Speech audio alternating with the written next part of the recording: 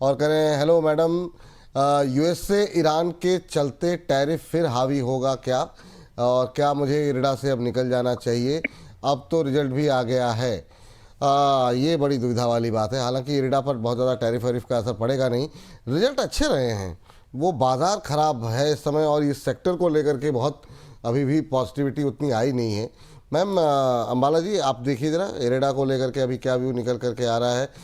कल नतीजे आए, नतीजों के बाद एक रैली रही 3-4% की, फिर तो आज प्रेशर में है 1.25% नीचे, 139-40 के आसपास, 139-140। अभी क्या सलाह देंगे आप इरेडा को लेकर के?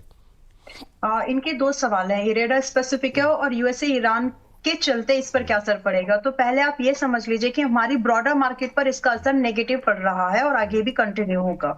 लेकिन जितना ज्यादा यूएसए ईरान, मेन जो मुद्दा चल रहा है मेटल्स बिहाइंड द स्टेज है, बैक ऑफ द स्टेज है, लेकिन जो सामने जिसको प्रस्तुत किया जा रहा है, प्रेजेंट किया जा रहा है, दैट इज क्रूड ऑयल।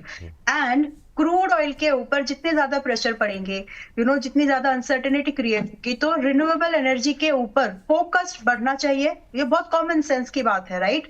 तो इरेडा जो है इसी तरह के रिन्यूएबल एनर्जी प्रोजेक्ट्स को सपोर्ट करता है।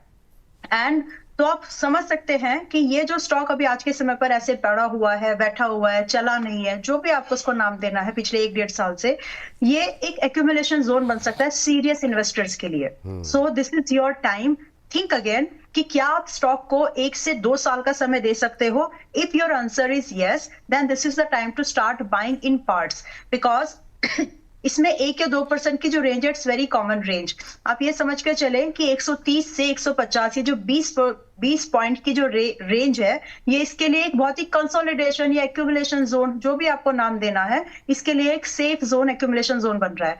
इसके बाद जैसे ये स्टॉक अपने 150 के भाव को निकाल देता है, मान के चले कि लगभग 170 से 200 रुपए की लंबी छलांग ये स्टॉक विद इन 1 ईयर के टाइम फ्रेम में लगा सकता है। So if you are looking seriously something good in this market, तो एनर्जी सेगमेंट में से ये जो फाइनेंसिंग वाले स्टॉक्स हैं, वो आपके लिए एक बेटर चॉइस बन सकते हैं। So for me it's a investing bet. Trading करेंगे तो आपको परेशानी होगी, आज 2% अप है, फिर 4% डाउन है, वैसा चलेगा। बट इन्वेस्टमेंट के हिसाब से करें, लंबी अवधि के मायने रखें और इसको थोड़ा सा सीरियसली देखें। रही बात स्टॉप लॉस, मैंने आपको एक्यूमुलेशन जोन बताया है 150 से 130, अभी 140 है। पार्ट्स में ही इन्वेस्टमेंट करनी चाहिए। आपका व्यू है, किसी और को भी इसके बारे में देखना है तो सेम व्यू है। रही बात स्टॉप लॉस, तो एक स्ट्रिक्ट स्टॉप लॉस अपनी कैपिटल को दे दीजिए।